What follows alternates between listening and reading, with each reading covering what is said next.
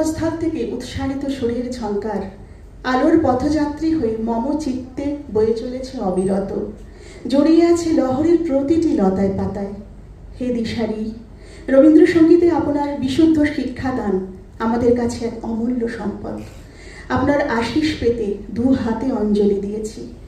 হে সর্বজনগ্রাহ্য মান্যবর, আপনার ঝুলিতে অসংখ্য মানপত্র।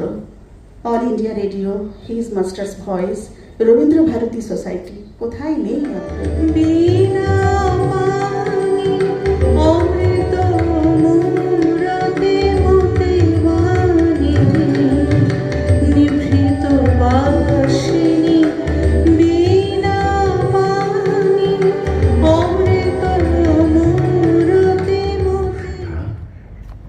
সকলের মাঝখানে লহরী গ্রুপ। এটা মানে কিছু সদস্য নিয়ে আমি প্রথমে তৈরি করেছিলাম। এরা আমার কাছে শেখে গান, কিন্তু সকলেই খুব ব্যস্ত থাকে, কিন্তু এই ব্যস্ততার মধ্যেও ওরা সময় নিয়ে আমরা গান বাজনা করি। এই গান বাজনার মধ্যে আমরা আমাদের সময়টাকে আমরা মানে এই সময়টা গান বাজনার পেছনে দিই। এবং এই লহরী গ্রুপ আজকে যে অবস্থায় এসেছে এবং একটা প্রফেশনাল মঞ্চে ওরা অনুষ্ঠান করছে, আমার ছাত্রছাত্রীরা, সত্যি আমার খুব মানে আমি আজকে ভীষণ খুশি এবং ভীষণ ভালো লাগছে। আমি চাই লহরী আরও এগিয়ে যাক, তার চলার পথে আরও বড় বড় অনুষ্ঠান করুক, এটাই চাই। হয় এই কৌশিক ও আজকে আমাদের যিনি নাচ করছেন আর কি, ও একজন ডান্সার, খুব ভালোই ডান্স করে, ওর ছাত্রছাত্রী আছে, ও আমাদের সাথে যুক্ত। এই লহরী গ্রুপ কত বছরে পদার্পণ করলেন? এই লহরী গ্রুপ প্রায় আমরা 22 সালে তৈরি করেছি, আজকে 4 বছরে পদার্পণ করলো লহরী। খুবই এন্টারপ্রাইজিং একজন মহিলা আমার কাছে গান শেখে, তাছাড়া আরও অনেক সমাজসেবামূলক কাজ করেও গানটাকেও চালিয়ে যাচ্ছে। রবীন্দ্র নজরুল দুটোই ও শেখে এবং ভালো গায়। ওর বিভিন্ন কোম্পানি থেকে ওর রেকর্ডও বেরিয়েছে। এখন রেকর্ড বেরোনো তো সব ইউটিউবে, তা সেখান থেকে বিভিন্ন কোম্পানিতেও রেকর্ড বেরিয়েছে এবং সেগুলো বেশ ভালোই শ্রোতা দর্শকদের সমাদর পাচ্ছে। আজকে এই অনুষ্ঠান প্রথম যে লহরী বলে ওর যে সংস্থা, সেটা ও যে আবাসনে থাকে, সে আবাসনের বিভিন্ন ফ্ল্যাটের মহিলাদের নিয়ে ও তাদের ট্রেন আপ করে এটা করেছে এবং তাদের শত ব্যস্ততার মধ্যেও যে এটা করতে পেরেছে এবং সুন্দর প্রোডাকশন হয়েছে, এটা আমার খুব ভালো লেগেছে। আমার বলার কিছু নেই বেশি, কারণ উর্মি আমার কন্যা স্থানীয়।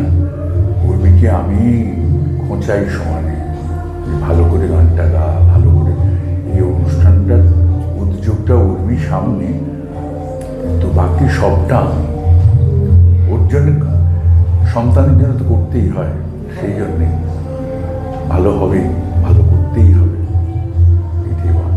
আর কি বলবো? আর শিল্পীদের উদ্দেশ্যে কি বলবে?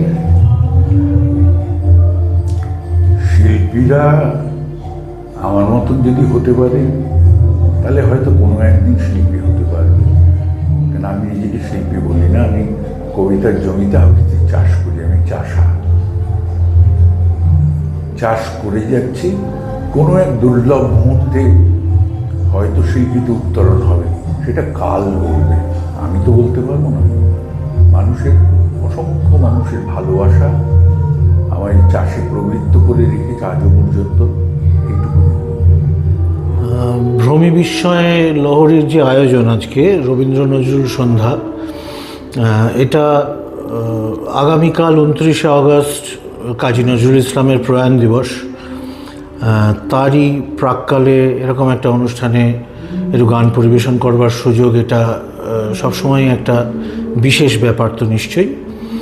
আর সবচেয়ে বড় কথা, এই অনুষ্ঠানে আর যে সমস্ত শিল্পীরা রয়েছেন, শ্রাবণীদি, শ্রীমতী উর্মি পাল, শ্রী প্রবীর ব্রহ্মচারী, যার সূত্রে আমার লহরীর সঙ্গে যোগাযোগ আজকের অনুষ্ঠানের ব্যাপারে, তিনি প্রথম উদ্যোগ নিয়ে আমার সঙ্গে কথা বলেন, তারপরে সংগঠকদের সঙ্গে আমার কথা হয়। তো এদের সকলের সঙ্গে, বিশেষ করে শ্রী প্রবীর ব্রহ্মচারীর সঙ্গে এবং শ্রীমতী শ্রাবণী সেনের সঙ্গে দীর্ঘদিন ধরে আমাদের একটা পরিচয়, ফলে ওদের সঙ্গে একটা মঞ্চ ভাগ করে নিতে পারার একটা অন্যরকম আনন্দ সবসময় থাকে। রবীন্দ্র নজরুল বিষয়টা আমার কাজী নজরুল ইসলামের গান পরিবেশন করবার বিভিন্ন মঞ্চে, বিভিন্ন উদ্যোগের সুযোগ সারা বছরই মোটামুটি হয়ে থাকে, কিন্তু আজকে আমাকে একটু রবীন্দ্রনাথের গানও পরিবেশন করতে বলা হয়েছে, সেই সুযোগটা আমার কমই হয়। তো সব মিলিয়ে এটা সব দিক থেকেই আমার কাছে একটু অন্য রকমের, একটু অন্য মেজাজের একটা অনুষ্ঠান। তো চেষ্টা করব যতটুকু পরিবেশন করতে পারবো যাতে শ্রোতাদের খানিকটা অন্তত আনন্দ দিতে পারি। এই আপনার নামটা? আমার নাম আমার খুবই ভালো লাগছে, এত সুন্দর একটা আয়োজন। আর আমি প্রবীরদা আমাকে বলেছেন, প্রবীর ব্রহ্মচারী, ওনাকে খুব শ্রদ্ধা করি। উনি বলেছেন আসতে গাইতে, তাই এসেছি এবং এসে উর্মির গানও শুনলাম, খুব ভালো লাগলো। এখান থেকে শিল্পীদের কি শুভেচ্ছা বার্তা দেবেন? সবাই ভালো থাকুন, গান শিখে তবে বাইরে গান করুন, এইটুকুই। Thank you. পিয়ালি, আমার নাম তয়না। মনীষা রায়, রিনা সাহা, শর্মিলা সান্যাল। লহরীতে আমি তো হলো 2 বছর হলো এসেছি, জয়েন করেছিলাম লহরীতে। খুব ভালো লাগে, আমরা পুজোর সময়তে সব একসঙ্গে গান করি, আগমনী করি, উর্মির লিড করে, আমরা হই হই করে আমাদের বেশ গানের মধ্যে দিয়ে আমাদের কেটে যায় পুজোটা, খুব ভালো লাগে। লহরী এখন আমাদের একটা খুব কাছের, মানে যেন মনে হয় আমাদের মানে প্রত্যেকটা দিনের কিছু না কিছু সময় এই লহরী আমাদের চিন্তা ভাবনার মধ্যে চলে আসে। আমি ইমন। লহরী আমাদের কাছে খুবই প্রিয়। মাত্র 4 বছরের মধ্যে আমরা মানে একে অপরের সঙ্গে এই গ্রুপের মাধ্যমে এমন জড়িয়ে পড়েছি।